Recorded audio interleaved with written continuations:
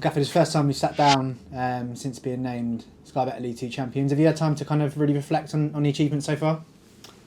Not really. I think when the season ends, then we'll probably have more time to reflect. We're really lucky actually. We've managed to get on the pitch against Gillingham in terms of promotion.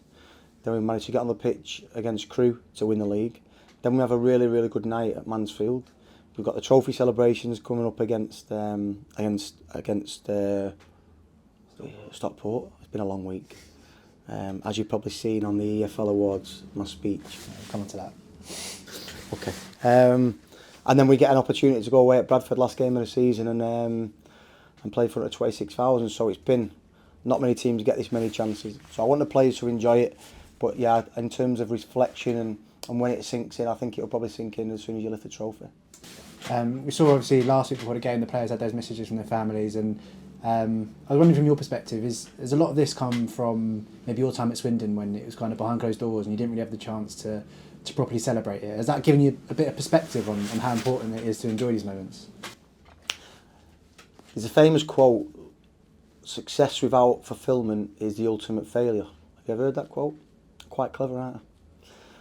And I work with a great bunch of lads at Swindon, great staff, and we never got to celebrate it properly because it was cruelly taken away from us. I then won the Papa John's at Wembley against Portsmouth for Salford, and again, no fulfilment in terms of no spectators being there, but also I went in there COVID, I didn't get to know the players, it was really tough for me, really tough for the players, and we never had that connection. But this is the ultimate satisfaction. I'm working with a group of staff and a group of players every single day that give me so much fulfilment. And now that we've achieved something, from going from success without fulfilment is the ultimate failure, to when you have it, success along with the fulfilment is the ultimate success. So I can't thank this group of players enough. We done that obviously with the families, the videos of the families, and you can see that they all come from really good backgrounds, good families, but they deserve it. I want them to enjoy the next 2 weeks. That's why we've tried to spread out the game time, because I owe them everything. Me, myself, PT, Matt, the football side of it, Royce, we owe the players everything, because they are an unbelievable group of lads, and I think with the access that you've had in terms of the changing room and the behind the scenes stuff. And I think from day one where we went to Portugal, you can see that something special was brewing. The EFL Awards, obviously you had your good moment on stage, and I'm sure you enjoyed that night from just a celebration perspective, but also to see 3 of your players named in the team of the year and for you to pick up manager of the year must have made it a really worthwhile night. Yeah, in terms of the players, Bex, Idris and Loz deserve it. 24 clean sheets. I thought TJ might be in it because he's kept them clean sheets and scored spectacular goals as well. I think Rob Hunt, obviously without his injuries, probably would have been in it. Danat definitely would have been in it if he wouldn't have picked up his injury. Monks, Prats, Paul Smith. We've got a lot of players that could have been in it. But congratulations to them for I think they deserve it. And again, really good lads. In terms of the manager of the year, I think the EFL now have really good coaches. I think the standard of coaching in England has improved a hell of a lot in the last 5 or 6 years. The standard throughout the leagues is really good, whether it be foreign managers or whether it be British managers. The standard is getting really high. So to be named manager of the year, I know we've won the league, but to be named it is obviously a huge honour. I did enjoy myself. I had a few too many, but there was a little bit of background story about that. When I first walked in, I seen Stephen Schumacher, who's a good friend of mine. I was on the pro licence with him, and all the year was, Rich, you were on 92 points. You'd not even got promoted yet, and I was like, I'm not bothered, you know what I mean? And then Darren Moore was next to our table with Sheffield Wednesday, and he had the same story. We're on 90 points, and we're not even promoted yet. So I just thought I'd get up there and say, listen, I'm having a drink tonight. I'm going to enjoy myself, because we was the only team apart from Burnley had been promoted, and then obviously we was the only champions in the room. So I enjoyed it, and it was a little bit of tongue in cheek. You get my Mancunian wit now, don't you? Yeah, I think so. Back onto obviously matters at hand. I think your team showed Tuesday night that just because we're champions and the season is wrapped up in that sense doesn't mean that there's not pride to play for. And tomorrow with the trophy presentation in E10 and Stockport in town, I'm sure your team will go out there and try and get another 3 points. Do you know what, Luke? It's really hard when you train every single day at a certain intensity and you're playing every single game. Even the games that we've lost, you know, Newport we should have won. Gillingham we was outstanding. Northampton we didn't deserve to lose. Tranmere we didn't deserve to lose. Newport we absolutely battered them. The only Stevenage away this year where you can actually take your hat off and say they deserve to win. There's a couple of wins where, you know, it could have gone either way and we could have drawn them. But when you set them standards every single day, irrespective of who's playing, our training group is, the intensity levels are through the roof. So that's really, it's not a tap, you don't turn it on and off. It's really difficult to come down from them. We made a few changes to freshen up and them lads were going in, you know, full fresh. And again, we've got a responsibility, one, to Stevenage and Northampton tomorrow so that Stockport can't catch them.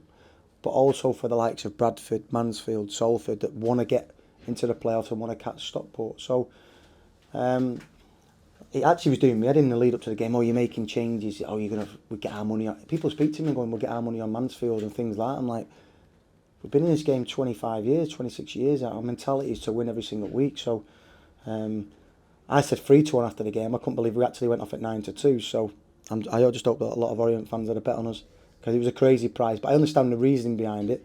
But yeah, we ain't going to let up. And as I mentioned a minute ago, tomorrow is the trophy presentation.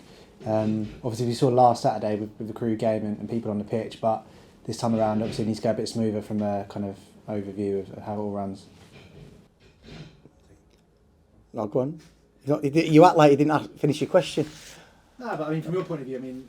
No, listen, I'll be honest with you, I actually love it when the supporters come on the pitch, but it can cause a little bit of carnage. So, tomorrow, stay off the pitch, okay? You're on the pitch at Gillingham, which was fantastic, and I'm looking at the camera now, not you, Luke. We've had on the pitch at Crewe, which was, you know, will live long in my memory. But let's organise it properly. Let everybody enjoy the day. Let's Stockport after the game respect their supporters and go over to their supporters. And obviously they might be celebrating being in the playoffs or whatever it may be. Let them give them their 5 minutes, whatever it may be. We will go out back into the change room and then we can enjoy the day together. But I think it's important. Please stay off the pitch. We saw on Tuesday night Dan Hatt back on the bench. I know Theo Archibald's been training at a good intensity. Is the plan to try and get them some minutes in the next couple of games? Yeah, they're both on the bench tomorrow. And likely to come on? If the game again, we're not a charity. You know, I'm not here to mess about and disrupt things. We wanted to get Dan Hatt 10 minutes on Tuesday against Mansfield, but we went down to 10 men. The dynamics of the game had changed. You know, we had certain players like Sads that we wanted to get 90 minutes into, but the dynamics changed and we wanted to win the game, so we made decisions to win the game. So Dan obviously had to stay on the bench.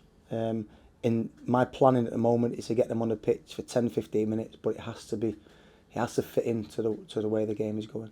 Just finally, I mentioned a few times kind of how special and unique this group is, and we've seen a lot of things in the last few weeks, which is kind of set them apart maybe from other teams, maybe in terms of the personality and stuff like that. And I know that tomorrow is going to be a big day with a lot going on, and in particular maybe a few other little special touches as well. Yeah, so we've got a group that is quite unique, a lot of Christians in it. I'll tell you a quick story. So when I first heard the Hallelujah song, I'm in my office and all I can hear is Hallelujah. I'm going, PT, what's that song? He went, oh, they always play it. Usually young lads, you get rap or what's it even called now? R&B, whatever music it is. Drill? What? Drill? But what? Drill. See what I mean? That's just like, I have not got a clue. But anyway, it's usually a load of music, no words, it gives you a headache, that type of music. When I'm listening to this song, I'm like, PT, what is that? When you always listen to it.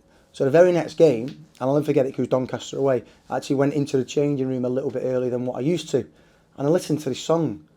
And I'm looking around, I could see in the players' eyes, some of them are singing it. It hit me there. And I was like, wow, that's pretty powerful. So they've got a couple of songs. I thank Omar. Monks is the main one. So we thank Monks because the group have embraced what Monks brings to us. He's changed my thinking. I've embraced it. We get a penalty the other day. PT looks at me. So I look at PT. PT looks at me. PT goes, pretty nervous on this one. I went, why?